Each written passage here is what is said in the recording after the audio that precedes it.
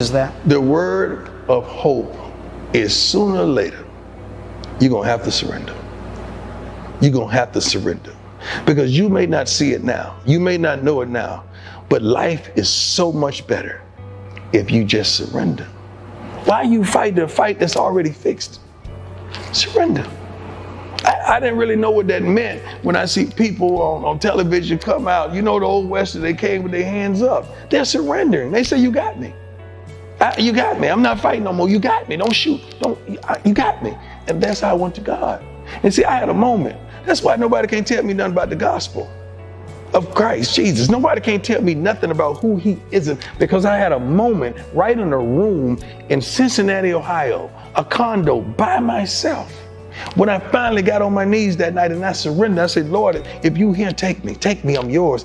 And the lights that came into that room, the sound and the wind, the whistling, and it came through that room, and it's like papers was flying, and the light was so bright and radiant that I was just crying out, Lord, take me. And it was so the most beautiful thing I've ever saw. I had a real visitation.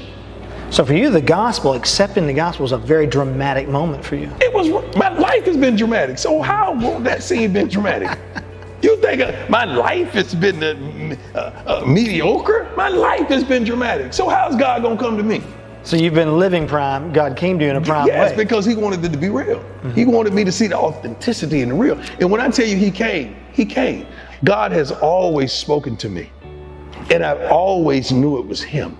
I just wasn't ready at that particular time to accept the charges because I felt like it was gonna cost me too much.